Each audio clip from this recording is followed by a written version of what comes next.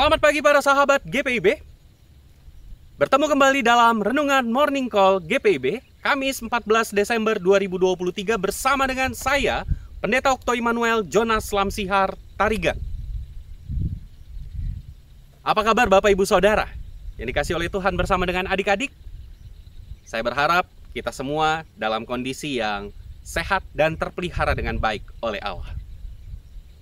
Saat ini saya sedang berada di tengah-tengah perkebunan sawit perusahaan Cargill, PT Polyplant Sejahtera. Di belakang Bapak Ibu Saudara dan adik-adik ini adalah tanaman sawit, pohon-pohon sawit yang baru ditanam sekitar 3 bulan yang lalu, bulan 8 atau bulan 9.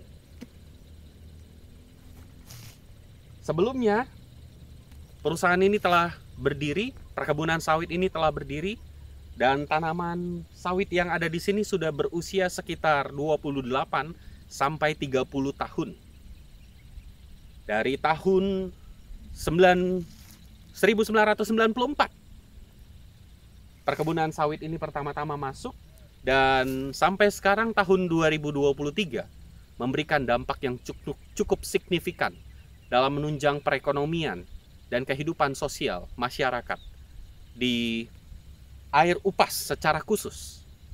Di belakang perkebunan sawit ini, sekitar 4 km ke belakang sana, itu adalah gedung gereja GPIB Eklesia Air Upas yang terletak di Dusun Sengkuang, Desa Harapan Baru. Kalau Bapak Ibu Saudara melihat bangunan yang ada di tengah-tengah perkebunan sawit itu adalah pabrik kelapa sawit, pengolahan kelapa sawit. Bukan menjadi minyak, tetapi menjadi crude palm oil atau CPO, CPO. Kalau kata masyarakat di sini.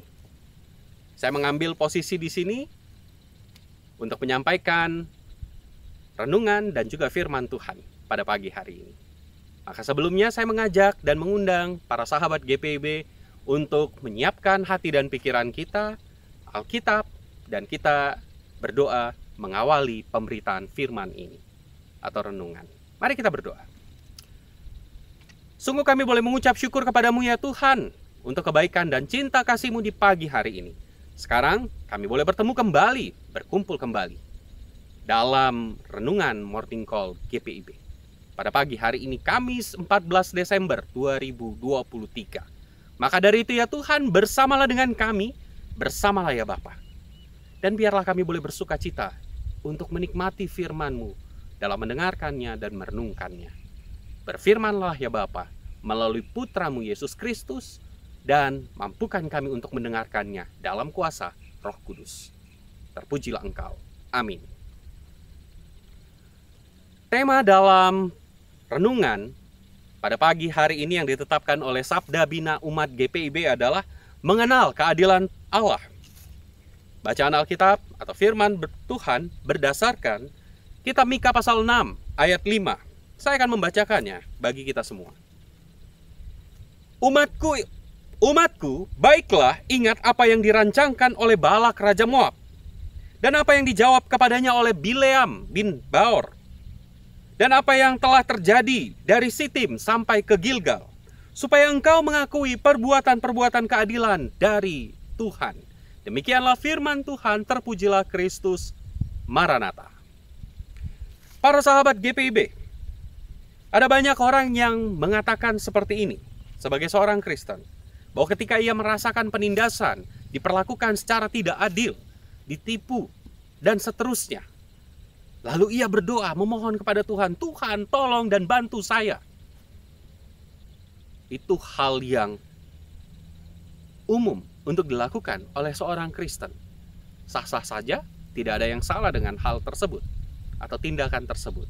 Kita tentu membutuhkan pertolongan Tuhan, apalagi bila pergumulan, kesulitan hidup itu bukan biasa-biasa saja, tetapi berat dan menyita perhatian, pikiran kita, dan seterusnya.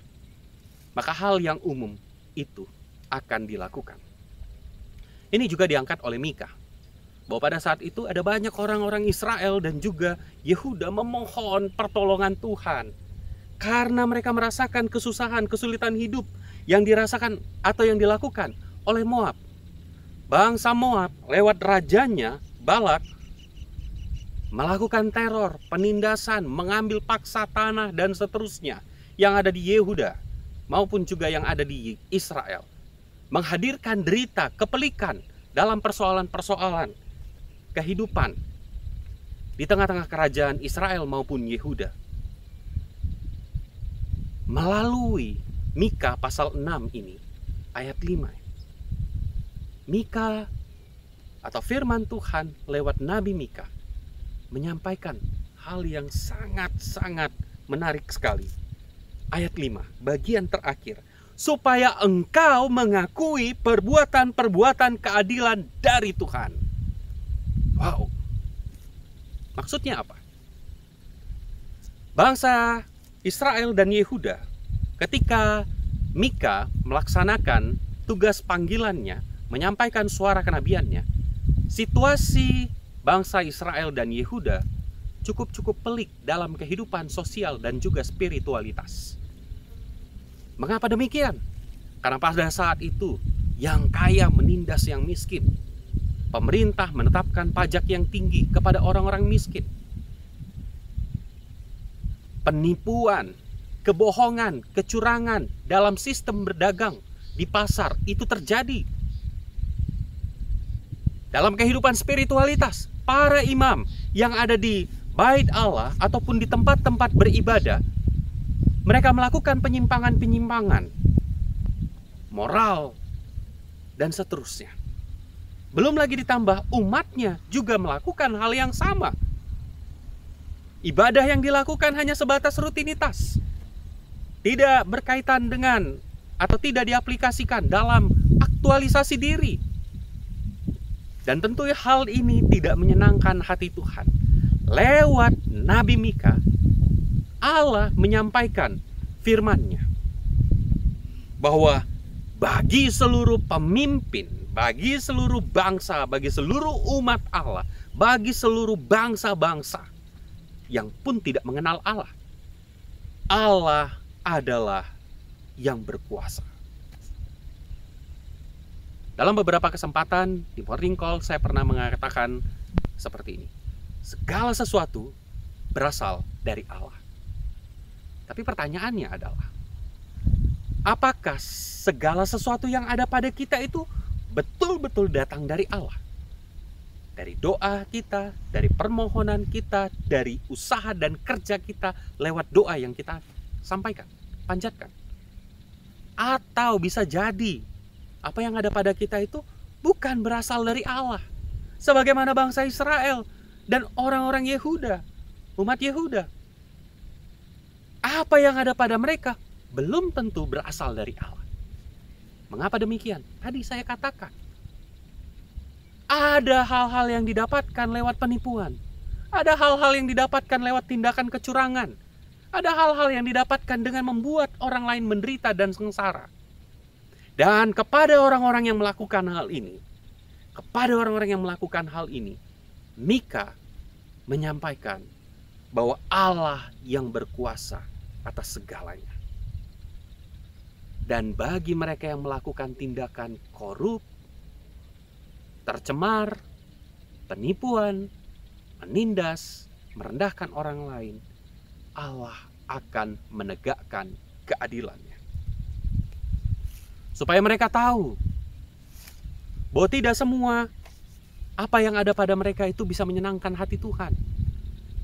Mungkin mereka mendapatkan kuasa, mereka mendapatkan uang, tapi belum tentu semuanya itu berasal dari Allah dan menyenangkan hati Allah. Bisa saja hal-hal yang didapatkan dengan cara kecurangan dan seterusnya itu akan berdampak buruk bagi mereka. Maka dari itu, apa yang dirasakan oleh Israel dan Yehuda lewat kerajaan Moab, bangsa Moab yang menyerang dan seterusnya, sekedar mengingatkan umat Allah bahwa ada kekeliruan yang terjadi di masa lampau yang mereka lakukan, yang harus di stop, dihentikan dan tidak dilanjutkan lagi. Mereka harus segera kembali kepada Allah. Bapak Ibu Saudara yang dikasihi oleh Tuhan, bagaimana dengan saya? Bagaimana dengan para sahabat GPIB? Apakah kita sudah menyadari dan mengingat-ingat kembali. Apakah segala sesuatu yang ada pada kita itu memang berasal dari Allah yang kita minta lewat doa dan permohonan, lewat usaha yang kita taruhkan dalam pengharapan kepada Allah? Atau jangan-jangan apa yang ada pada kita itu bukan berasal dari Allah? Maka dari itu, kepada mereka yang pernah melakukan kecurangan dan seterusnya, Mika menyampaikan tentang keadilan Allah. Jangan salah, bila nanti suatu saat ada dampak-dampak buruk dari tindakan di masa lampau yang kita lakukan, dampak buruk yang kita rasakan mungkin saat ini atau ke depannya.